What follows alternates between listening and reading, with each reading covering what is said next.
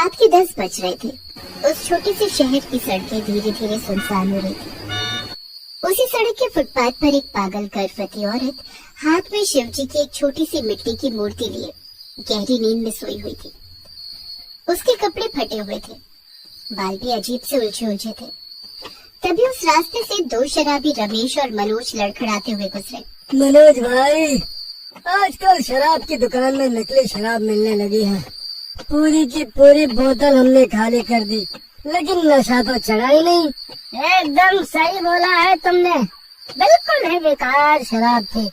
सारे पैसे हमारे ले लिए उसने, लेकिन घटिया शराब पकड़ा दी हमें, चढ़ी ही नहीं। मैं सरकार से शिकायत करूंगा, सारी चीजों में मिलावट हो रही है, ये अच्छी बात नहीं है। नशे की हालत में ही वे दोनों उस पागल गर्भवती औरत से टकरा गए। अरे मर गया रे, मर गया। टक्कर हो गई मेरी, टक्कर। गाड़ी वाले ने धक्का मार दिया मुझे। पुलिस, पुलिस को बुलाओ, एम्बुलेंस बुलाओ, हमें हमें अस्पताल ले चलो, बहुत गहरी चोट लगी है हमें। उन दोनों के इस तरह चीखने चिल्लाने से उस पागल औरत की नींद खुल गई। वो उन्हें अजीब नजरों से देखने लगी और बड़बड़ाने लगी। पहाड़, पहाड़, ऊंचा पहाड़, गिरेगा, बचेगा नहीं, गिरेगा, गिरेगा। पगली के इस तरह चिल्लाने पर रमेश और मनोज उसे घूर घूर कर देखने लगे। मनोज भाई, गाड़ी से टक्कर नहीं है, ये तो किसी परी से टक्कर हो गई है। रमेश ने शराब के नशे में उस पगली के फटे चीटे कपड़ों को देखते हुए कहा। सही कहा मेरे भाई, ये तो परी ही है, चल इसे घर ले चलते हैं। ये कहकर दोनों उस पगली से बदतमीजी करने लगे। बेचारी पगली हाथों में शिव जी की मूर्ति को पकड़े जोर जोर से चिल्लाने लगी।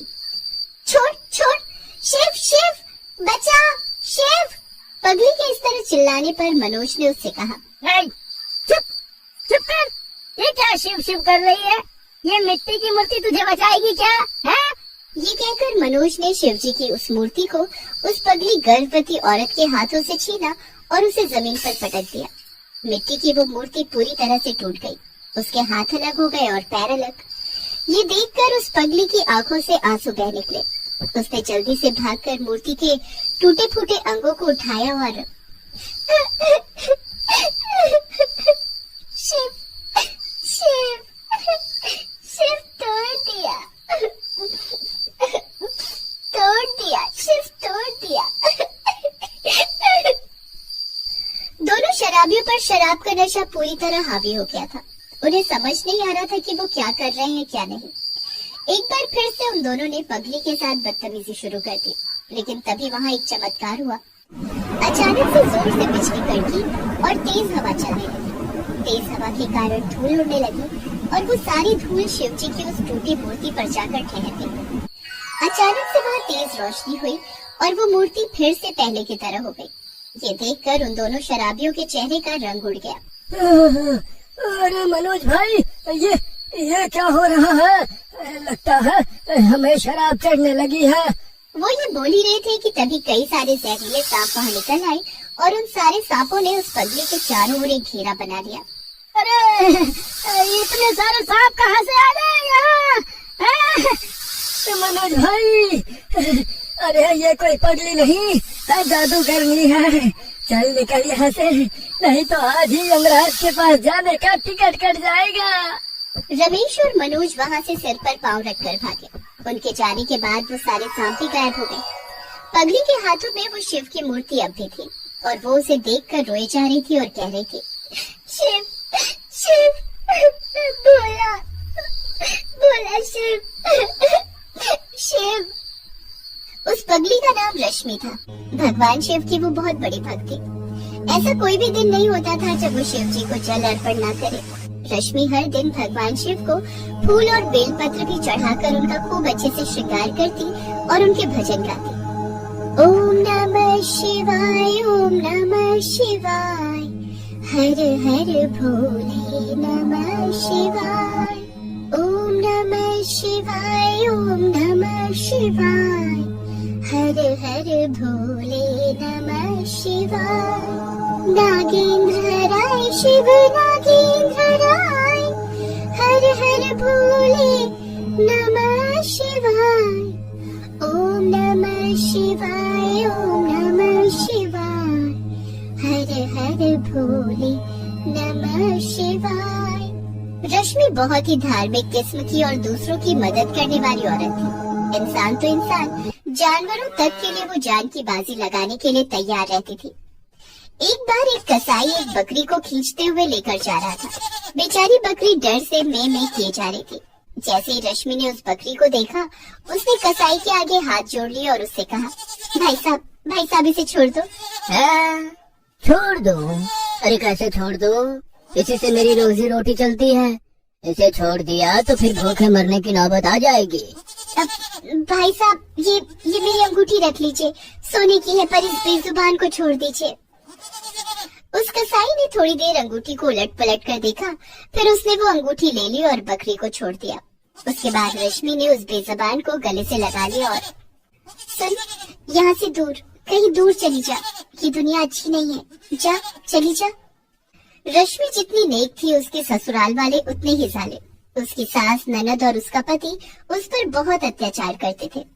वो हमेशा उसे ये ताना दिया करते थे कि शादी के 5 साल हो गए, लेकिन इसकी कोख में लगता है कि पत्थर है पत्थर। बांझ की बांझ ही रह गई है ये। पता नहीं भैया, किस मुहूर्त में बांझ ने घर में कदम रखा था। यहाँ लोग बार बार मुझसे पूछ रहे हैं कि कब बुआ बनोगी, कब बुआ बनोगी। अब मैं उन्हें कैसे बताऊं कि जिसकी कोख ही बंजर हो, वो क्या बच्चे पैदा करेगी और क्या ही बुआ बनाएगी। रश्मि की सास भी उस पर बहुत अत्याचार करती। जली कटी बातें तो वो सुनाती ही, साथ ही कई बार तो 3-3 दिन तक उसे खाना नहीं देती। रश्मि बेचारी रोती रहती। लेकिन कुछ दिनों बाद शिव जी का चमत्कार हुआ। रश्मि गर्भवती हो गई, लेकिन अब उसके ससुराल वालों की अलग ही डिमांड थी। पोता चाहिए मुझे, पोता, समझ गई ना तू? पर माँ जी, ये सब तो भगवान शिव के हाथ में है ना, वो जो लिखे होंगे वही होगा ना। चुप कर, कोई शिव वेव कुछ नहीं लिखता, हम सब शिव हैं, हम ही लिखेंगे तेरी कोख से क्या पैदा होगा। रश्मि के लाख इनकार के बाद भी उन्होंने उसके पेट में पल रहे बच्चे का पता लगा लिया। वो एक लड़की थी।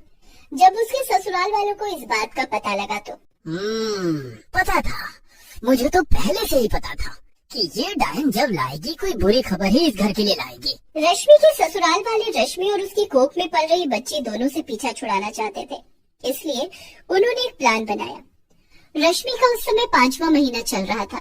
सुन, काली पहाड़ी पर शिव जी का एक बहुत बड़ा मेला लगा है, हम सब जा रहे हैं, तू चलेगी क्या? हाँ, क्यों नहीं, मैं जाऊंगी ना, जरूर जाऊंगी। रश्मि को उन राक्षसों के प्लान का पता नहीं था।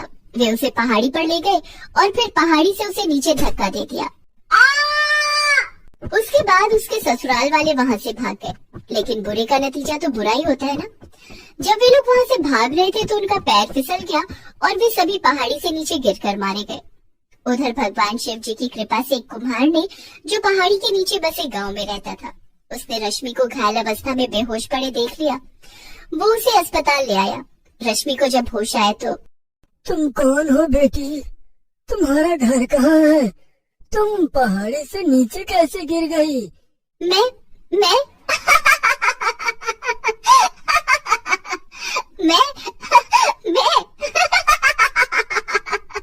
रश्मि कभी हंसती कभी रोती। बहुत ऊंचाई से गिरने से उसके सिर पर चोट लगी थी, इसलिए वो पागल हो गई थी। लेकिन ये शिव जी का चमत्कार ही था कि उसके पेट में पलने वाला बच्चा बिल्कुल ठीक था। ये सच में एक चमत्कार है कि इतनी ऊंचाई से गिरने के बाद भी इसके बच्चे को कुछ नहीं हुआ है। वो कुम्हार रश्मि को अपने घर ले आया। रश्मि जब उस कुम्हार को मिट्टी के बर्तन या मूर्ति बनाते देखती तो उसे अपने शिव जी की बहुत याद आती। वो पागल तो थी, लेकिन वो उस कुम्हार को मिट्टी की मूर्ति बनाते हुए बहुत गौर से देखती और कुछ दिनों बाद उसने अपने हाथों से शिव जी की एक मूर्ति बना ली। कुम्हार ने जब उस मूर्ति को देखा तो, अरे वाह, कितनी सुंदर मूर्ति बनाई है तुमने।